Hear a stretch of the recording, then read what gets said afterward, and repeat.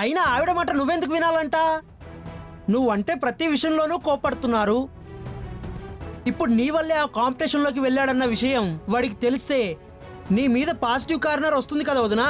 ఆయన నన్ను అపార్థం చేసుకున్నా అర్థం చేసుకునే టైం వస్తుంది చంటి. కానీ ఇప్పుడు ఈ విషయాన్ని నేను ఆయనతో చెప్తే గనక అత్తయ్య గారిని అవమానించినట్టవుతుంది.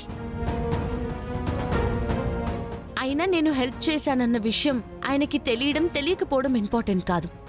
ఆయన కాంపిటీషన్లో గెలవడం ఇంపార్టెంట్.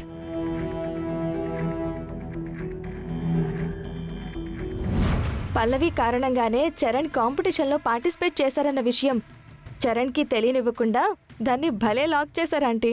అవునంటీ, లేదంటే ఖచ్చితంగా పల్లవి మీద పాజిటివ్ ఒపీనియన్ ఏర్పడేది. నేనుండగా పల్లవి మీద నా కొడుక్కి ఎప్పుడూ పాజిటివ్ ఒపీనియన్ రానివ్వను. యా అవును. సెకండ్ అయిపోయింది, రేపు ఫైనల్ రౌండ్. లేదు, నేనైతే ఖచ్చితంగా చాలా కాన్ఫిడెంట్గా ఉన్నాను. డెఫినెట్గా విన్ అవుతాను. ఎరా, సెకండ్ రౌండ్ కూడా అయిపోయిందంట కదా, ఇక ఫైనలే. కాన్ఫిడెంట్గా ఉన్నావా? డెఫినెట్గా. నన్ను గెలిపించడానికి, నాలో కాన్ఫిడెన్స్ నింపడానికి నా వెనక ఒక శక్తి ఉంది నానమ్మ. అవునన్నయ్య, ఆ మాట మాత్రం నిజం. నీ వెనుకాల ఒక బలమైన శక్తే ఉంది.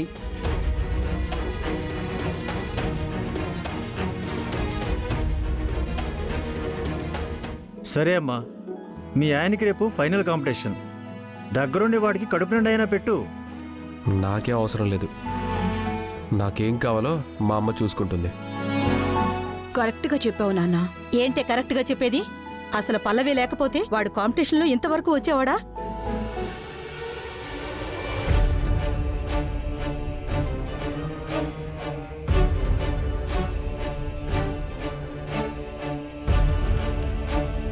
ఏంటి, ఇది లేకపోతే నేను కాంపిటీషన్లో నిలబడేవాడిని కాదా? ఏం మాట్లాడుతున్నావు నానమ్మా? అంటే నువ్వు గెలవాలని నిత్యం పూజలు చేసి కోరుకునేది తనే కదా. తనే కాదు మావయ్య గారు, మేమందరం కోరుకుంటున్నాం. మీరు కోరుకుంటున్నట్టు మా వదిన మా అన్నయ్య లక్ష్యాన్ని నెరవేరేలా చేస్తుంది. హే, ఏంట్రా ప్రతిదీ అది చేస్తుంది? ఏదో కాంపిటీషన్కి నేను వెళ్లకుండా ఎవరైనా చేస్తే అదొచ్చి అడ్డుపడినట్టు, పాటలు పాడడానికి తనే లిరిక్స్ రాసి పంపించినట్టు, నేనింత స్ట్రెస్లో ఉంటే దాని నుంచి రిలీఫ్ చేసినట్టు అంతా మాట్లాడుతున్నారు. ఇదంతా నా అభిమాని చేసిందిరా. తనకి థ్యాంక్స్ చెప్పుకోవాలి నేను.